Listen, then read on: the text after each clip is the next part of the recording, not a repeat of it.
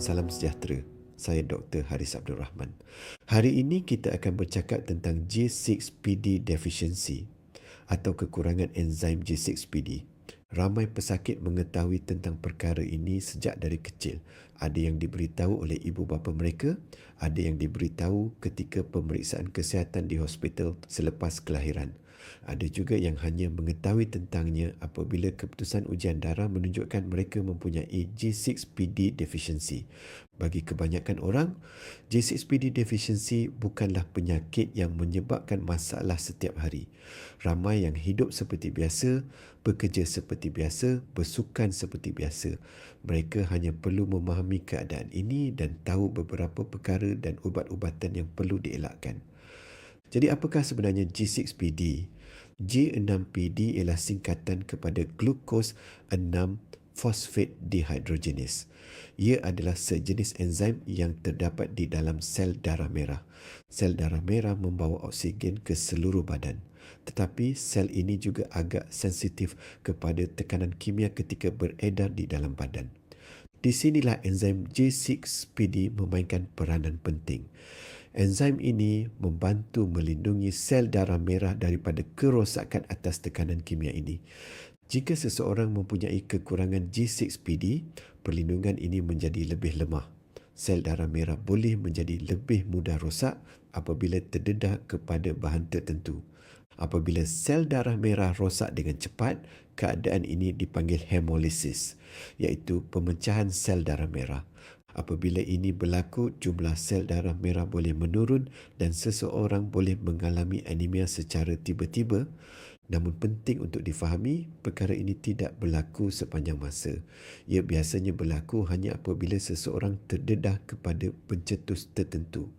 Antara pencetus yang sering disebut ialah sesetengah ubat, makanan tertentu atau jangkitan. Contohnya, ramai yang pernah mendengar tentang kacang parang atau fava beans.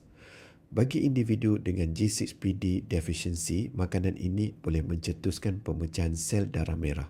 Sesetengah ubat juga boleh mencetuskan masalah yang sama, contohnya termasuk beberapa ubat antibiotik tertentu seperti sulfa antibiotics, ubat untuk jangkitan kencing seperti nitrofurantoin dan juga sesetengah ubat yang digunakan untuk merawat malaria.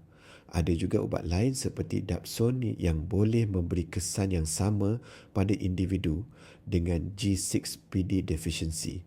Ini tidak bermaksud semua ubat berbahaya. Kebanyakan ubat yang biasa digunakan sebenarnya selamat. Tetapi jika anda diketahui mempunyai G6PD deficiency, adalah penting untuk memberitahu doktor atau ahli farmasi sebelum mengambil ubat-ubat tertentu supaya mereka boleh memilih ubat yang paling sesuai dan selamat untuk anda. Satu lagi perkara yang sering menimbulkan persoalan ialah tentang warisan atau keturunan. G6PD deficiency ialah keadaan yang diwarisi melalui genetik. Ia lebih kerap berlaku pada lelaki berbanding wanita. Ini kerana gen G6PD terletak pada kromosom X. Lelaki hanya mempunyai satu kromosom X, jadi jika gen tersebut mempunyai perubahan, mereka akan menunjukkan keadaan G6PD deficiency. Wanita pula mempunyai dua kromosom X. Kadang-kadang mereka hanya menjadi pembawa tanpa mengalami masalah yang jelas. Disebabkan itu juga di Malaysia, bayi lelaki biasanya disaring untuk G6PD deficiency sejurus selepas lahir. Ini adalah ujian darah yang sangat ringkas. Ujian ini membantu doktor mengenal pasti bayi yang mempunyai keadaan ini supaya ibu bapa boleh diberi nasihat awal tentang apa yang perlu dielakkan. Selain ujian semasa lahir, G6PD deficiency juga boleh dikesan melalui ujian darah biasa di makmal. Ujian ini mengukur tahap aktiviti enzim G6PD di dalam sel darah merah. Jika seseorang mempunyai G6PD deficiency, keputusan ujian akan menunjukkan aktiviti enzim yang lebih rendah daripada biasa. Sekarang kita bercakap sedikit tentang gejala atau tanda-tanda. Jika seseorang dengan G6PD deficiency terdedah kepada pencetus tertentu, sel darah merah boleh pecah dengan cepat. Antara tanda yang mungkin berlaku termasuk rasa letih secara tiba-tiba, pucat, air kencing menjadi lebih gelap. atau mata dan kulit kelihatan kekuningan. Tetapi penting untuk diingat, keadaan ini tidak berlaku pada semua orang dan tidak berlaku setiap masa. Ramai individu dengan G6PD deficiency tidak mengalami sebarang masalah sepanjang hidup mereka selagi mereka berhati-hati dengan pencetus yang diketahui. Jika seseorang dengan G6PD deficiency tiba-tiba mengalami gejala seperti yang disebut tadi, langkah yang paling penting ialah berjumpa doktor untuk pemeriksaan. Doktor mungkin akan melakukan ujian darah untuk melihat tahap hemoglobin dan memastikan keadaan stabil. Dalam kebanyakan kes, rawatan adalah rawatan sokongan dan badan akan pulih apabila pencetus tersebut dielakkan. Jadi apakah perkara paling penting yang perlu diingat jika anda mempunyai G6PD deficiency? Pertama, ketahui bahawa keadaan ini agak biasa dan ramai yang hidup normal dengannya. Kedua, fahami pencetus yang perlu dielakkan, terutamanya ubat tertentu dan makanan seperti kacang parang.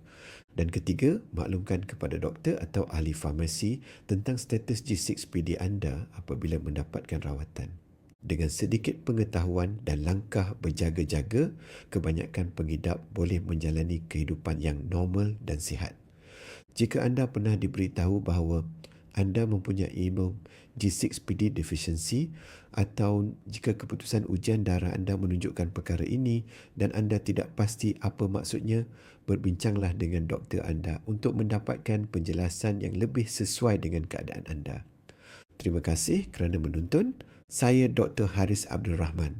Jumpa lagi dalam video seterusnya.